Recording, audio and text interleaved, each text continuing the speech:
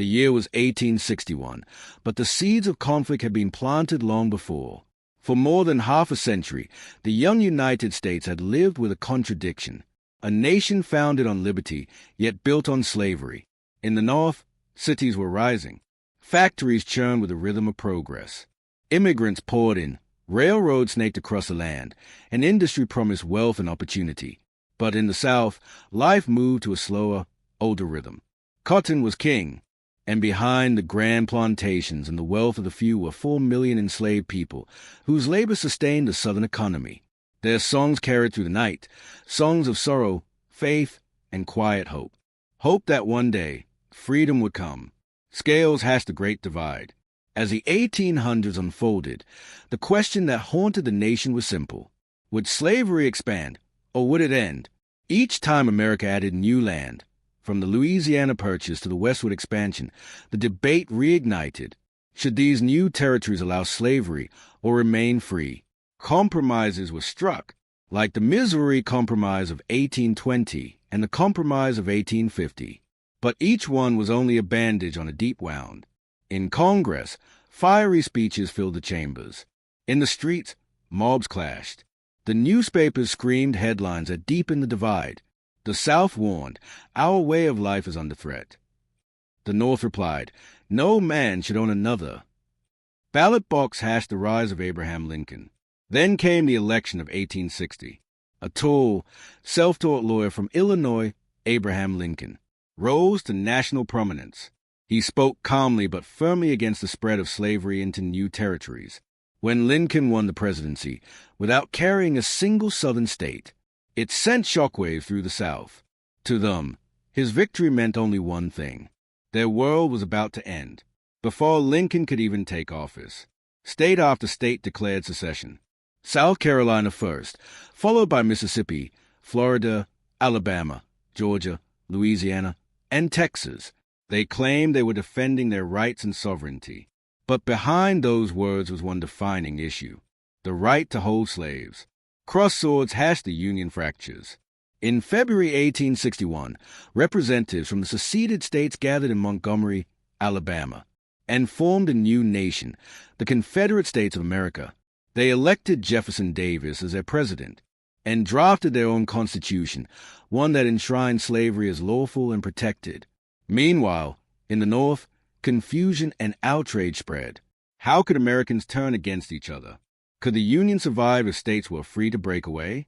Lincoln, still president-elect, watched as the country he loved began to unravel. He refused to recognize the Confederacy, insisting that secession was illegal, that the Union must be preserved at all costs. Fire the drums of war. By March 1861, the United States was no longer united. The air was thick with uncertainty. In southern ports, Confederate flags replaced the stars and stripes. Armories were seized, forts surrounded. And then came the fateful standoff at Fort Sumter in Charleston Harbor, a federal stronghold now surrounded by Confederate guns. Lincoln faced an impossible choice: withdraw and appear weak, or resupply the fort and risk war. He chose to hold firm. The message was clear: the Union would not be divided by force. The South took that as a challenge. Candle-hash voices of the people. In those tense weeks before the first shots, ordinary Americans watched history unfold. In the North, young men spoke of duty, of preserving the nation their fathers had fought to create. In the South, boys barely grown into men swore they'd defend their homeland from northern aggression. Newspapers shouted across borders. Ministers preached from pulpits. And enslaved people, in whispers, prayed for what was coming, because to them, war might finally bring the one thing they had dreamed of all their lives: freedom. Thunderstorm hashed the storm before the storm. America stood on the edge of something terrible and inevitable. The peace that had held for decades was cracking. Neighbors no longer trusted each other. The word union no longer meant unity. In the White House, Lincoln prepared to take his oath, knowing his every move could spark the unthinkable. He said quietly to an aide, "If we fail, it will go down as the greatest trial of free government in history." And as winter gave way to spring, the storm finally broke. Microphone hash closing narration for Chapter 1, optional YouTube ending line. A nation born in freedom was about to be reborn in fire. And when the smoke cleared, America would never be the same again. It was April 1861. The South was now a new nation, the Confederate States of America, but the North refused to recognize it. The U.S. government still controlled a few military forts scattered across Southern territory. Most were isolated, vulnerable, and one of them sat right in the heart of rebellion, Fort Sumter, in Charleston Harbor, South Carolina. For months, the fort had been under siege. Its Union garrison, commanded by Major Robert Anderson, was running low on supplies. Trapped inside stone walls, surrounded by Confederate cannons. His men were starving, yet holding the flag of the United States high above the ramparts. Across the water, General P.G.T. Beauregard, commander of Confederate forces, waited. He had once been Anderson's student at West Point. Now, teacher and pupil stood on opposite sides of a divided nation. Classical building hashed Lincoln's dilemma. In Washington, newly inaugurated President Abraham Lincoln faced his first great test. Should he abandon the fort and give legitimacy to the Confederacy, or should he defend it and risk plunging the nation into war? Lincoln's answer came on April 6. He would resupply Fort Sumter with food and essentials, no weapons, no reinforcements. He made it clear, the Union will not strike first, but it will not back down. To the South, this was defiance. To Lincoln, it was principle. High Voltage signed the first shot. Before dawn on April 12, 1861, a crimson glow touched the horizon over Charleston Harbor. At 4:30 a.m., the stillness shattered. A single cannon roared from Morris Island, its fiery shell arcing through the sky, bursting above Fort Sumter in a flash of orange and thunder. That single shot signaled the beginning of the American Civil War. Confederate batteries opened fire from every direction. Fort Johnson, Cummings Point, Fort Moultrie, their shells raining down like a storm of iron. Inside the fort, Union soldiers scrambled to their guns, but their cannons were few, their powder scarce. Smoke filled the barracks. The flagpole was shattered twice and raised again each time, as men fought not just for survival, but for the honor of the Union itself. Fire 34 hours of hell. The bombardment continued for 34 relentless hours. Charleston citizens gathered on rooftops to watch the battle as if it were a spectacle. Each blast lit up the harbor like lightning. Flames consumed the officers' quarters inside the fort. The men coughed through smoke and heat, their ammunition dwindling, their mouths dry from thirst. At last, realizing there was no hope of reinforcement, Major Anderson made the hardest decision of his life. He agreed to surrender, but on his terms. Before lowering the flag, he asked permission for one final salute, a 100-gun tribute to the Union flag. United States, the flag falls, the war begins. As the last shots echoed, the men of Fort Sumter evacuated with dignity. No soldiers were killed in the bombardment, but one accidental explosion during the farewell salute claimed 2 lives, the first deaths of the Civil War.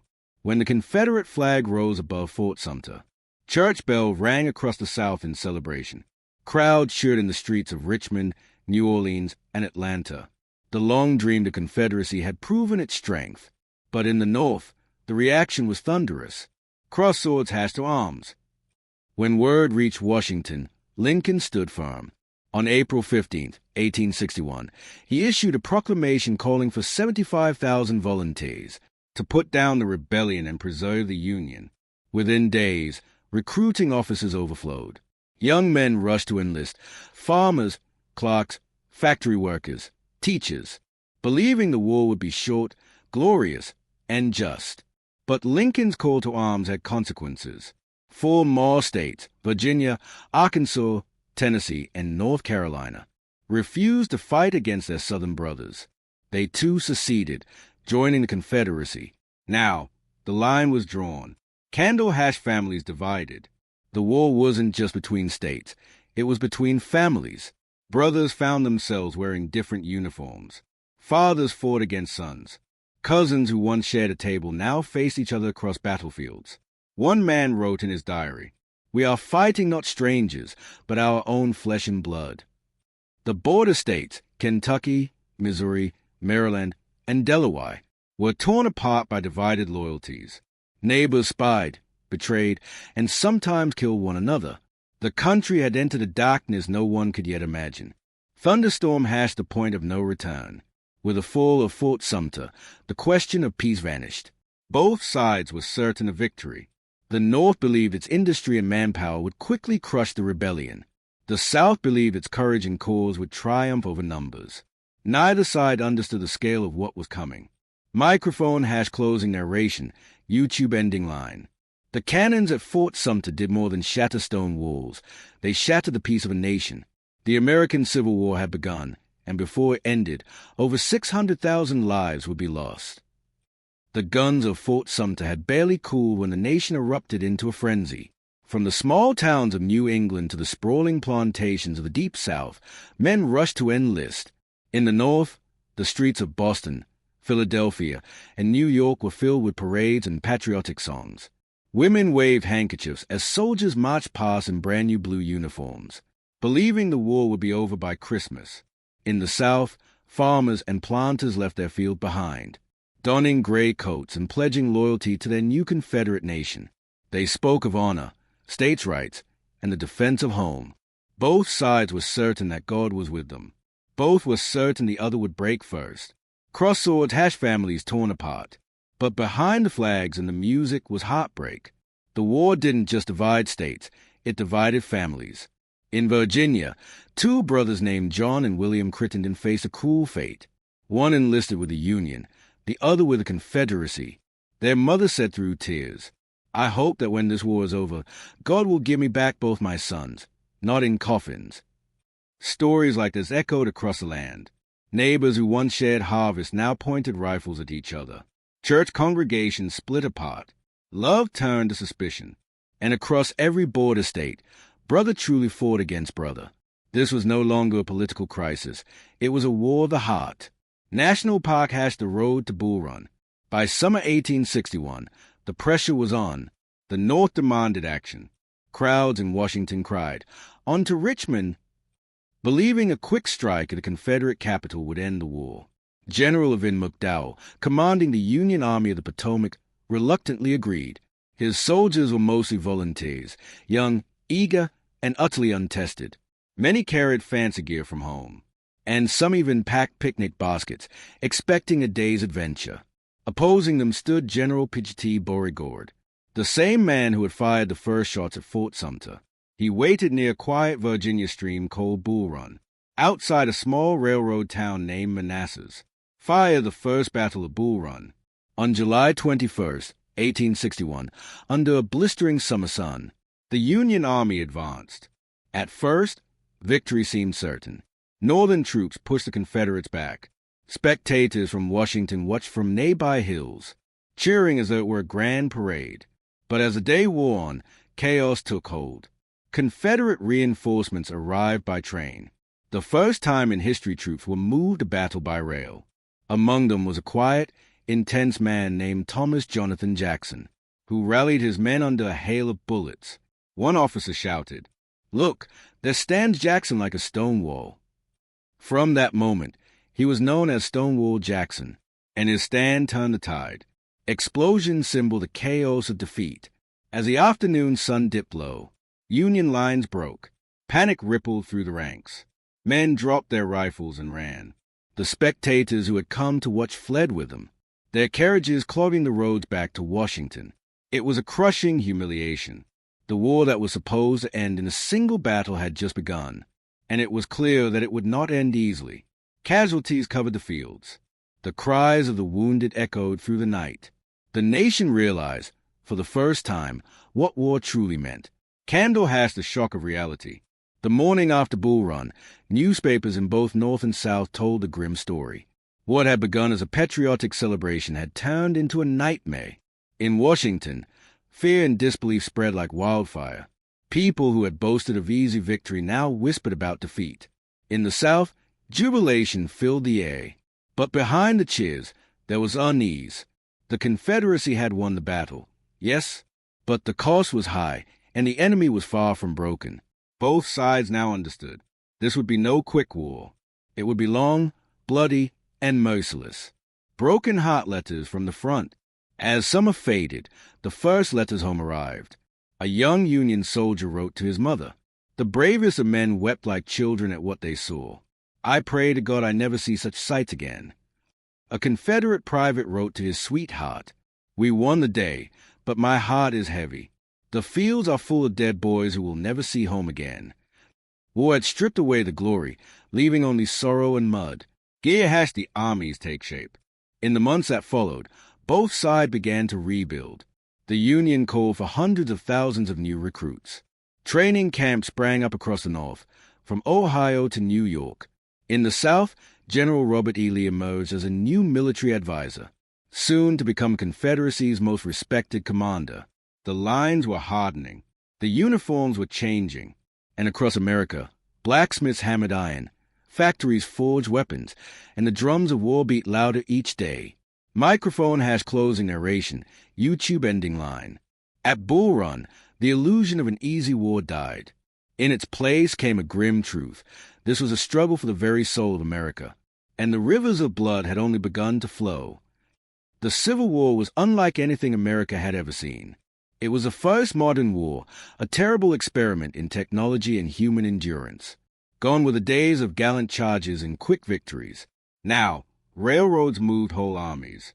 Telegraphs flashed messages across hundreds of miles. Factories poured out rifles, cannons, and ammunition on an industrial scale. Both sides learned that this was no longer a test of courage. It was a test of who could endure the most pain. And in this new, merciless world, two names would rise to legend: Cross Swords Grant and the Western Front. Far from Washington and Richmond, in the vast wilderness of the Western Territories, a quiet, determined man was making his mark, Ulysses S. Grant, a West Point graduate who had once failed at business and lived in obscurity. Grant found his calling again in war. He was calm, relentless, and utterly unshaken by loss. "Find where your enemy is," he said. "Get at him as soon as you can, strike him as hard as you can, and keep moving on." His words became his strategy and his signature. In early 1862, Grant launched attacks on Fort Henry and Fort Donelson in Tennessee. When the Confederate commander asked for terms, Grant's reply became famous: "No terms except unconditional and immediate surrender." The North rejoiced. Unconditional surrender Grant became a national hero. But the worst was yet to come. Thunderstorm hashed the Battle of Shiloh. April 6, 1862, Shiloh, Tennessee. At dawn, fog clung to the fields near the Tennessee River. Grant's men were still waking, cooking breakfast, when suddenly the woods erupted in musket fire. The Confederate Army, led by General Albert Sidney Johnston, launched a surprise attack that sent shockwaves through Union lines. The ground shook with a roar of cannon. Thousands fell in minutes. Churches became field hospitals. Streams ran red. One soldier wrote, "The dead lay in heaps. You could walk across the field without touching the ground." The battle raged for 2 days, the bloodiest in American history at that time. When the smoke cleared, over 23,000 men were dead, wounded, or missing. The nation gasped in horror. No one could now pretend the war would end soon, or cheaply. The reality of war. Shiloh changed everything. Gone were the illusions of gallantry and glory. Letters home spoke not of victory, but of trauma and despair. A northern nurse wrote, "We saw faces pale as death, eyes wide in terror, and hands clutching at air, begging for water that would never come." The Union called it a victory, but it was victory drenched in agony. Grant himself was shaken, but unbowed. He said quietly, "I gave up all idea of saving the Union except by complete conquest." The war, he realized, would have to be fought to the bitter end. The Eastern struggle. While Grant fought in the West, the Eastern Front became a chessboard of strategy and failure. Union General George McClellan, commanding the Army of the Potomac, was a brilliant organizer but a cautious fighter.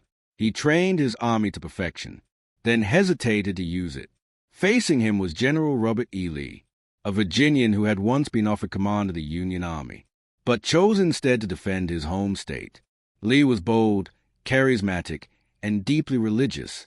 To his men, he was not just a general. He was a father figure. He once said, "It is well that war is so terrible, otherwise we should grow too fond of it." Under Lee's leadership, the Confederacy gained new confidence. His victories at 7 Days, Second Bull Run, and later Fredericksburg, would turn him into a legend of Southern pride. Anchor war on water and steel. The war wasn't just fought on land. It raged at sea, too. In 1862, the world watched in awe as two iron beasts met in battle. The USS Monitor and the CSS Virginia Merrimack.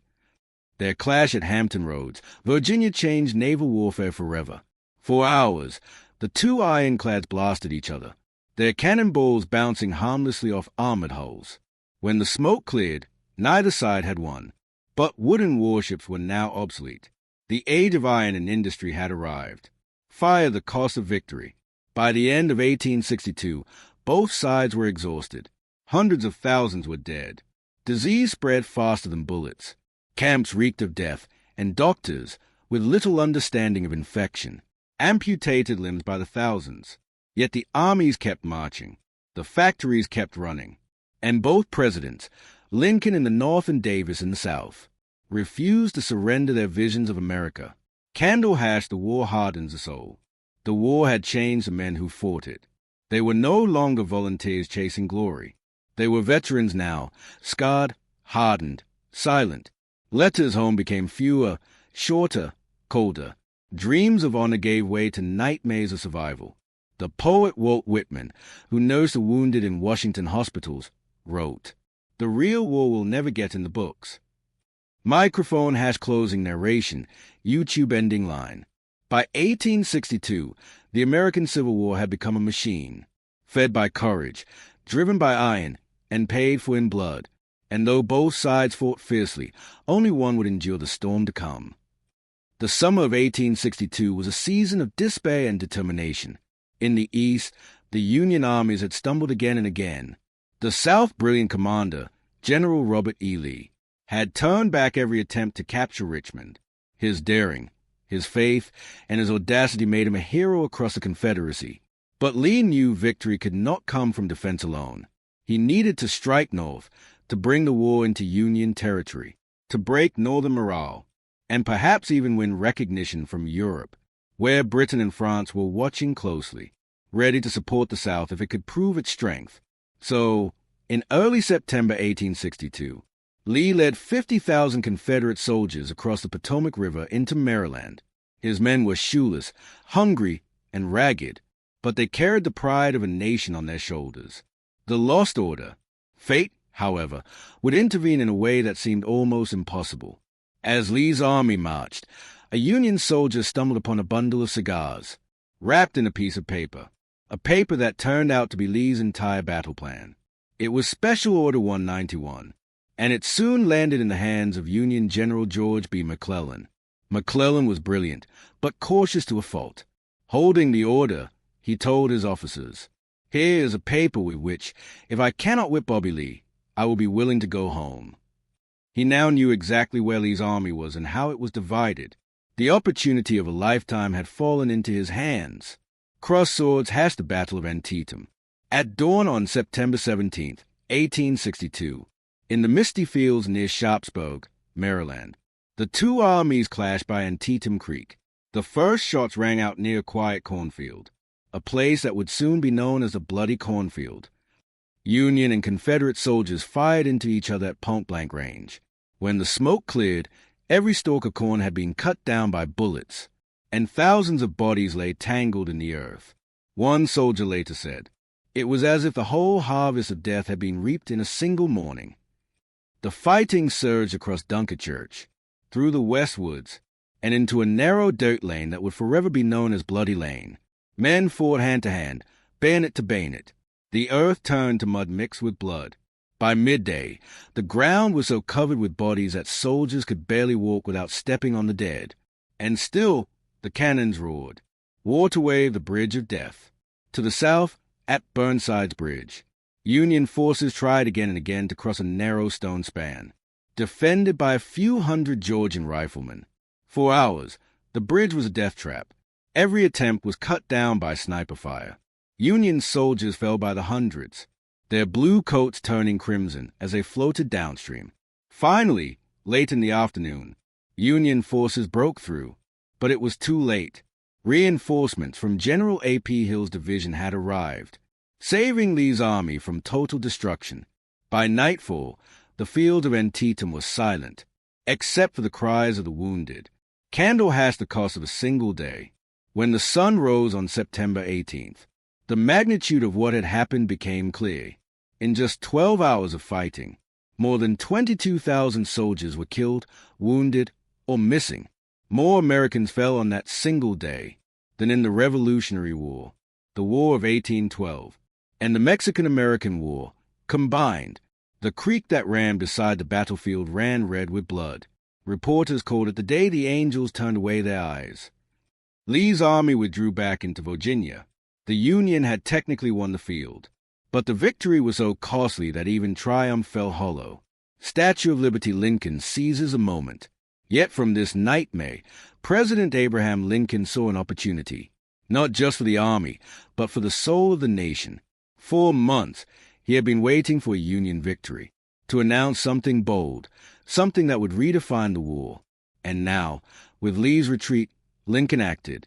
On September 22, 1862, he issued the preliminary Emancipation Proclamation. It declared that as of January 1st, all persons held as slaves within any state in rebellion against the United States shall be thenceforward, and forever free. The Civil War was no longer just about preserving the Union. It was now about freedom itself. Globe showing Europe, Africa, a war for freedom. The Emancipation Proclamation changed everything. It gave the North a moral cause, a reason to fight beyond politics.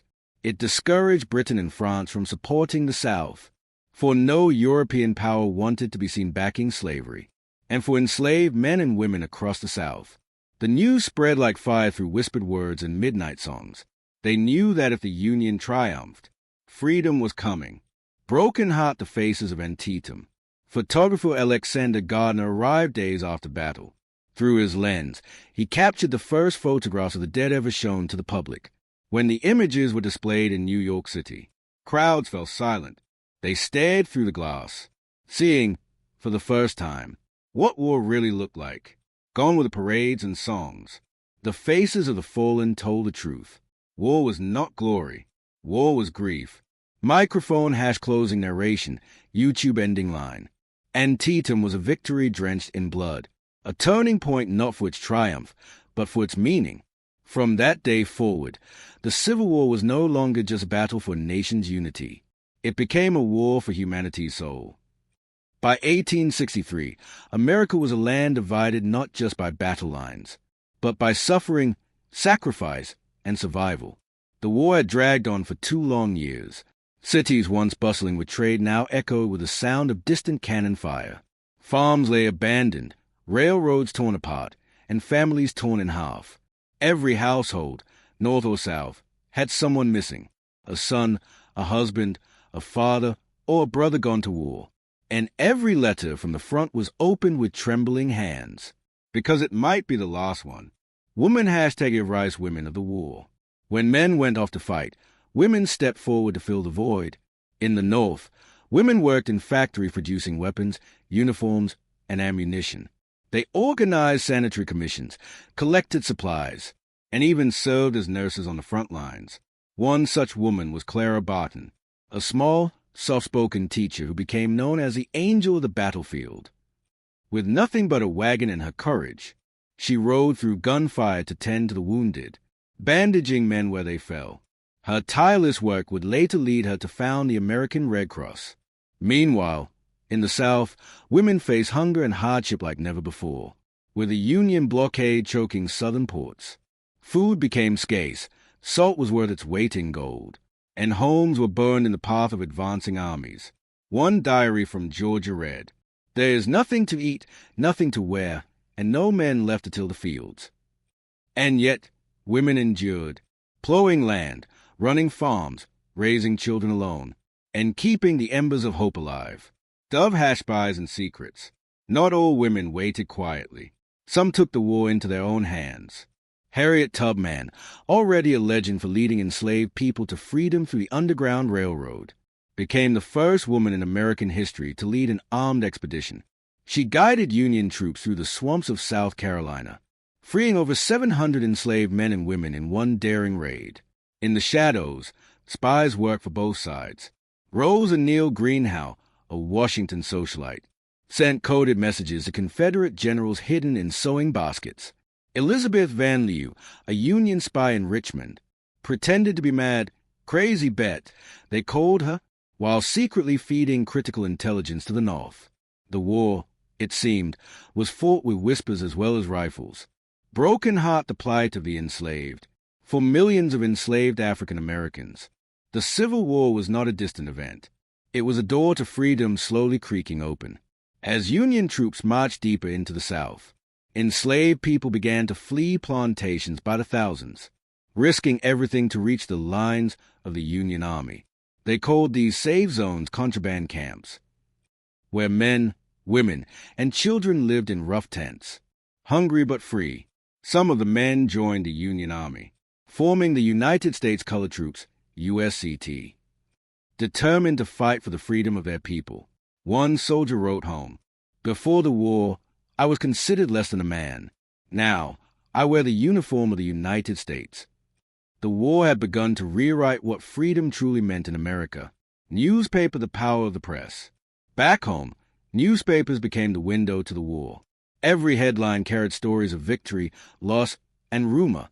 Photographs from Antietam and Fredericksburg showed the dead in ways no one had seen before. For the first time in history, war had entered living rooms, in print and in picture. Mothers wept over ink-stained pages, and the nation's heart beat with every dispatch. The press not only informed, it inspired and divided. Northern papers demanded total victory. Southern papers preached defiance, urging citizens to fight on against all odds. Words, like bullets, had the power to wound a rally. Candle-hashed children of the war. Even children were not spared from the reach of conflict.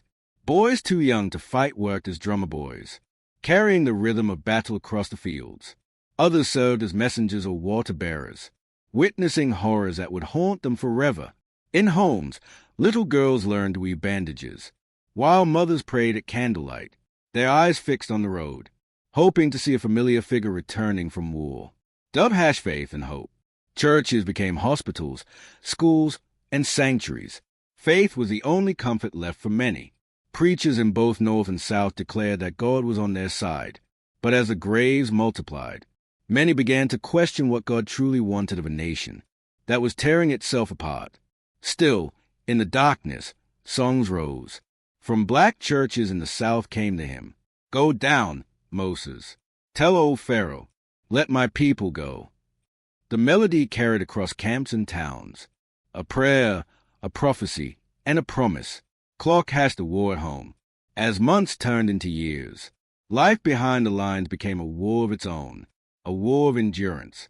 Mothers worked in fields, wives waited by windows, and families survived on hope alone. The Union's factories boomed, while the South's economy starved.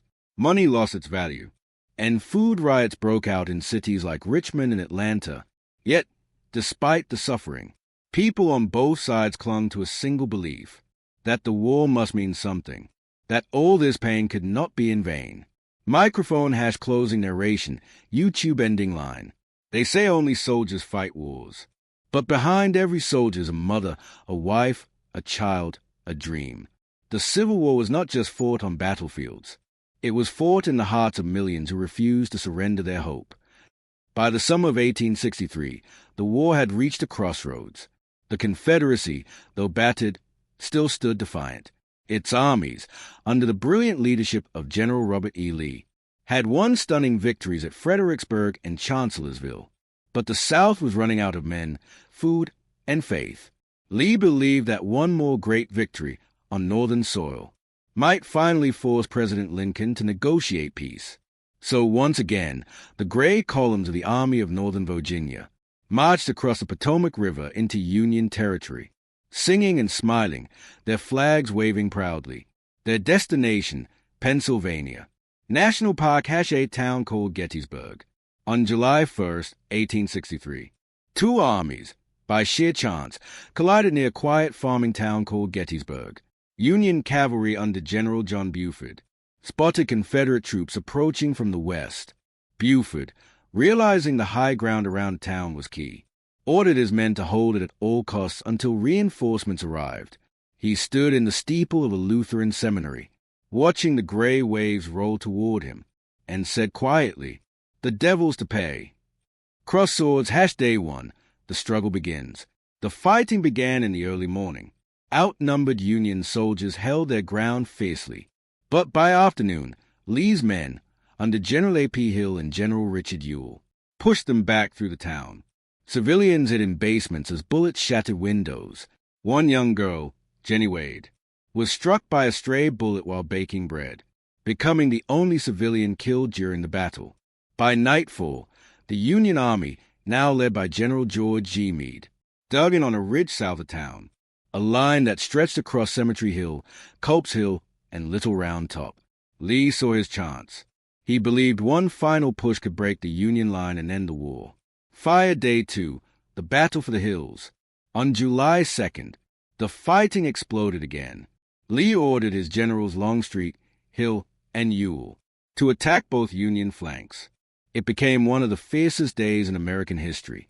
At Little Round Top, a rocky hill on the Union's far left, a professor from Maine named Colonel Joshua Lawrence Chamberlain and his 20th Maine Regiment faced wave after wave of Confederate attacks. Out of ammunition and nearly surrounded, Chamberlain shouted the desperate order, "Fix bayonets!" With a cry, his men charged downhill, a wild, unexpected assault that broke the Confederate line and saved the Union Army from collapse. That moment, one man's courage against impossible odds, became legend. Thunderstorm #day 3, Pickett's charge. The third day dawned hot and still. Both armies knew it would be the end. One way or another, Lee decided on a final, massive assault, straight into the center of the Union line at Cemetery Ridge. It would be led by General George Pickett, a proud Virginian whose men were as brave as they were doomed. At 1 p.m., more than 150 Confederate cannons opened fire, shaking the earth for nearly 2 hours. The Union replied with equal fury. The smoke blotted out the sun. Then, silence, and through the haze, 12,500 Confederate soldiers emerged, marching in perfect lines across an open mile of field. Union soldiers watched in awe and horror. One later wrote, "It was magnificent, but it was murder." As the Confederates advanced, artillery and rifle fire tore their ranks apart. Men fell by the hundreds, yet still they came on. Pickett's division reached the stone wall at the Union center, where hand-to-hand combat erupted in a storm of blood and smoke. For a brief moment, the Confederate flag waved on Northern soil. Then the line collapsed. The charge failed. Lee's army was shattered. Of Pickett's men, more than 2/3 were killed or wounded. Lee, watching from afar, whispered, "It is all my fault." Dove hashed the aftermath. When the guns finally fell silent, the fields of Gettysburg were covered with over 50,000 casualties, the greatest loss ever suffered on American soil. For 3 days, the earth had swallowed an entire generation. The defeated Confederate army began its long retreat back to Virginia, and for the first time, the North could believe in victory. It was the turning point of the war. The South would never again invade the North. Coffin hashed the human cost. The aftermath was a scene of unspeakable grief. Civilians emerged from their homes to find their yards and barns filled with the dead and dying. Women walked the fields with buckets of water, searching for survivors who whispered for mothers who would never come. The town of Gettysburg, population 2,400, was left with 10,000 wounded men to care for. The stench of death lingered for weeks, and among those who fell were brothers, fighting on opposite sides. Their blood mingled in the same Pennsylvania soil. Classical building hashed the Gettysburg Address. 4 months later, in November 1863, President Abraham Lincoln arrived at Gettysburg to dedicate a new cemetery on the battlefield. The crowd expected a long speech. Lincoln spoke for just 2 minutes. His words would echo for eternity. 77 years ago, our fathers brought forth on this continent a new nation, conceived in liberty and dedicated to the proposition that all men are created equal, that this nation, under God, shall have a new birth of freedom, and that government of the people, by the people, for the people, shall not perish from the earth. Microphone # closing narration, YouTube ending line. Gettysburg was more than a battle. It was America's rebirth, a place where courage triumphed over despair, and where the dream of freedom, though drenched in blood, refused to die. After the blood-soaked victory at Antietam, President Abraham Lincoln knew the time had come to change not just the course of the war, but the meaning of it. On January 1st, 1863, he signed the Emancipation Proclamation.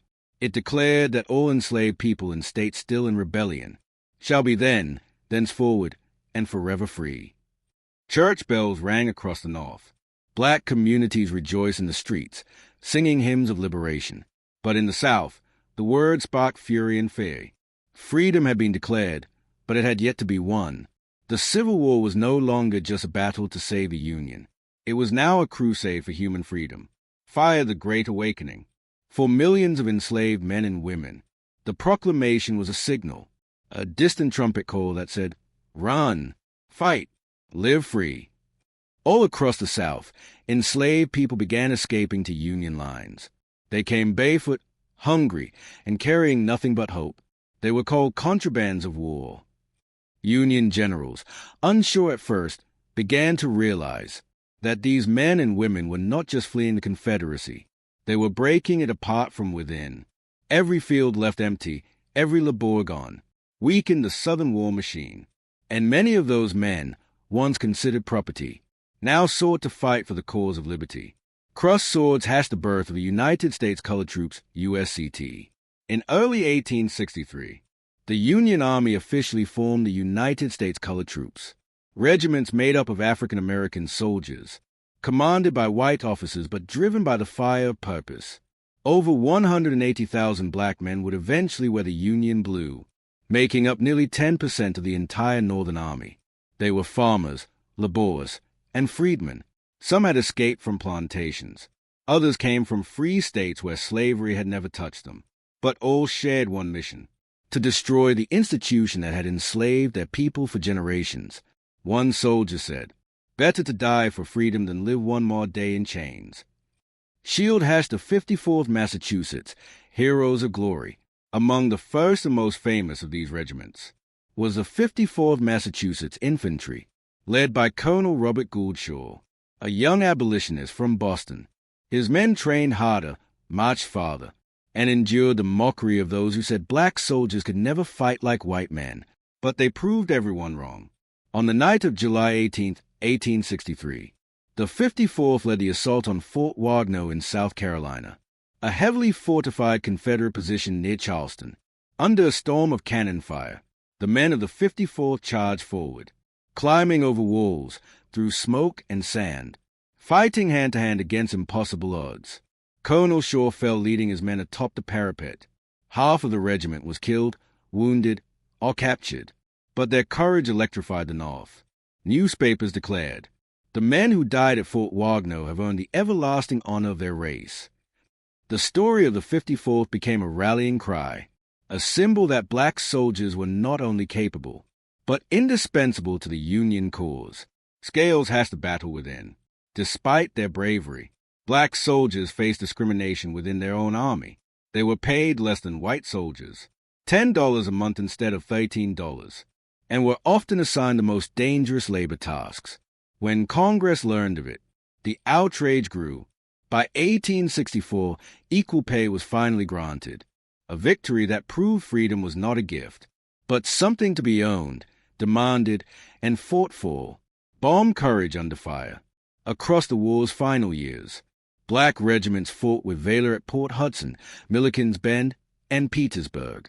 At Milliken's Bend, when Confederate soldiers sneered that they'd drive the Negroes into the river, the newly trained black troops stood their ground and fought ferociously. Even as bullets tore through them, they repelled the attack, proving once and for all that courage is no color. Union General Ulysses S. later wrote, "The bravery of these men convinces me that they will make good soldiers." Link symbol Harriet Tubman's War. Meanwhile, the legendary Harriet Tubman, the woman who once led hundreds of enslaved people to freedom, now wore a Union uniform herself. Working as a scout and spy, she led the Combahee River Raid in South Carolina, guiding Union boats through the swamps and freeing over 700 enslaved people in one night. She didn't just fight for freedom. She delivered it. Dove hash faith, fire, and freedom. Through it all, the black soldiers carried with them a faith that could not be broken. Around campfires they sang spirituals, songs born from pain but filled with hope. No more auction block for me. No more, no more. Many thousand gone. These were not just songs.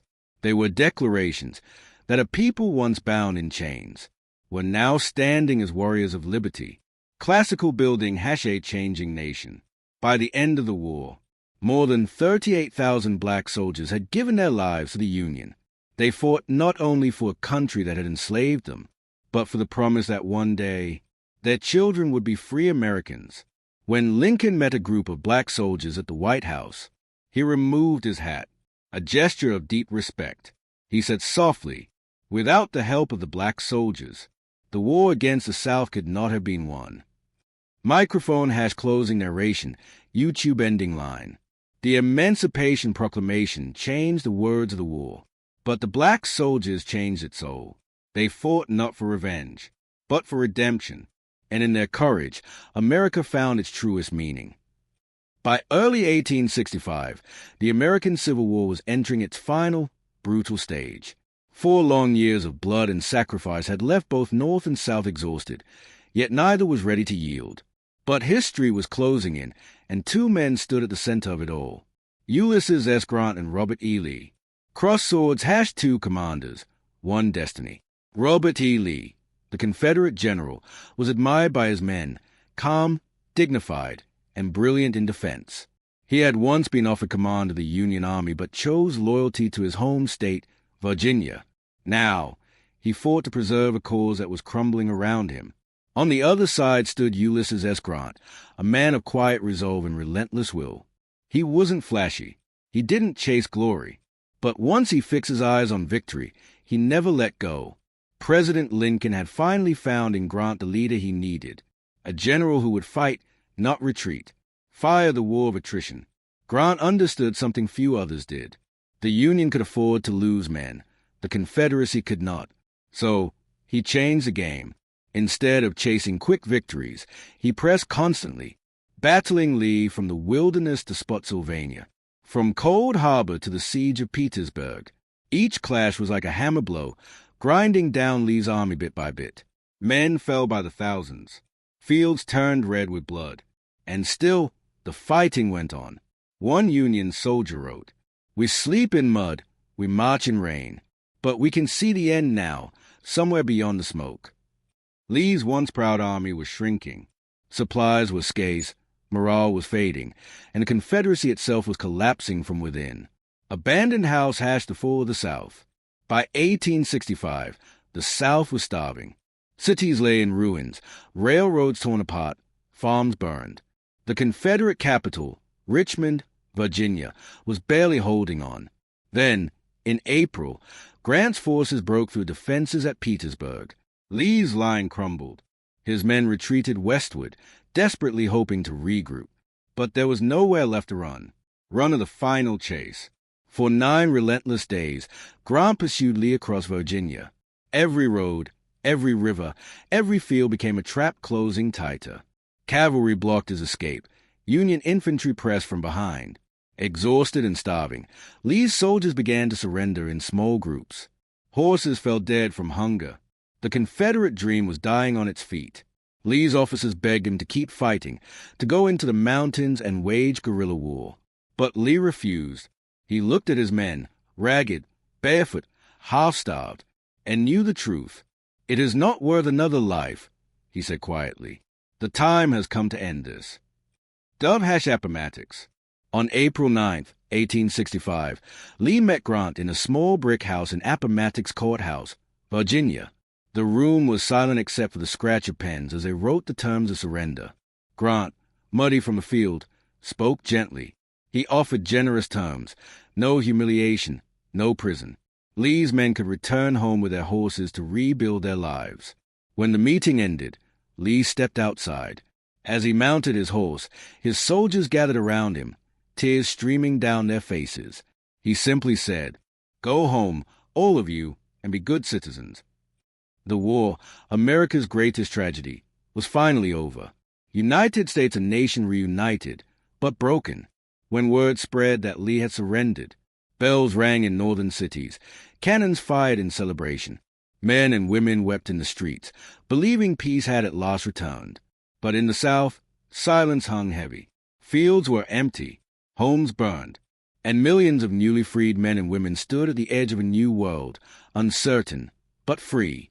Lincoln spoke to a crowd from the White House balcony and said, "We must bind up the nation's wounds. We must be generous to those who have fought against us." He dreamed of reunion, not revenge. But fate had one last, cruel twist in store. Microphone closing narration for Chapter 9. The guns fell silent at Appomattox.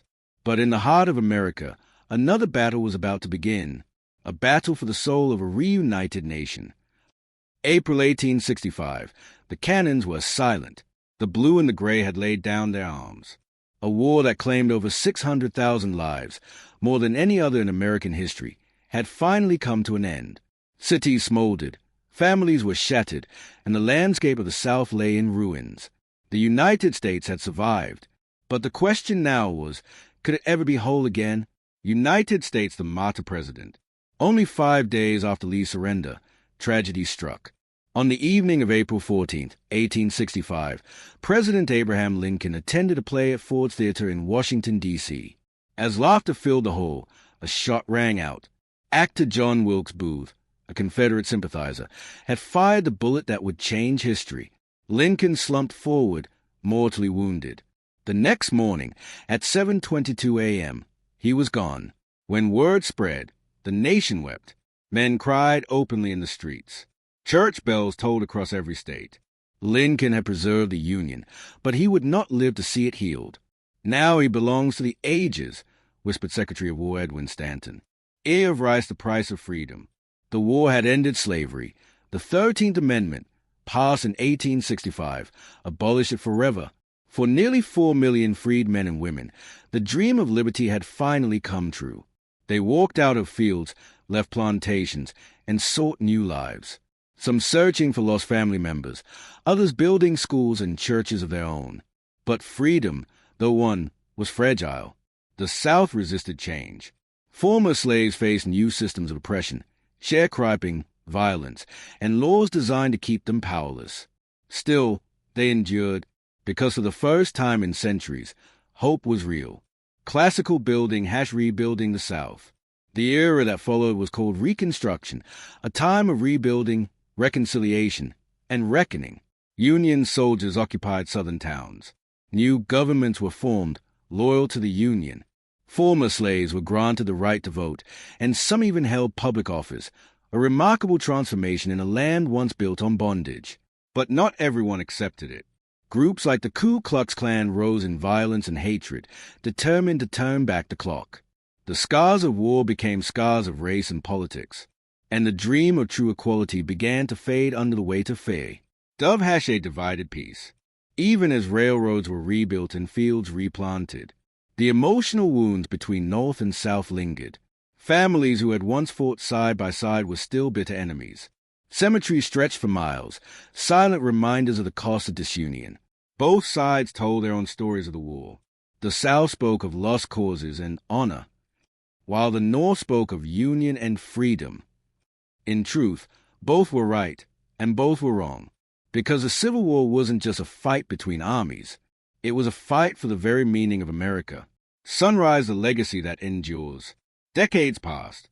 The soldiers who had once faced each other across battlefields grew old. Reunions were held on the same grounds where they had once fought and bled. Hands that once pulled triggers now shook in peace. The United States, scarred but standing, began to move forward. New inventions, new cities, new dreams. And through it all, the lessons of the war echoed through generations. Freedom is fragile. Unity must be protected. And equality must be fought for again and again. Candle has the final reflection. The Civil War ended the greatest moral crisis in American history. It ended slavery, but not racism.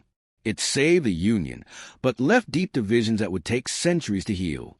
And yet, from its ashes rose a stronger, more just America. an imperfect nation still striving toward its founding promise, that all men are created equal. Microphone # closing narration, perfect for ending scene. The war that tore America apart also forged its identity. Out of blood came rebirth. Out of sorrow came strength. And from the ashes of war rose a nation determined to be truly free.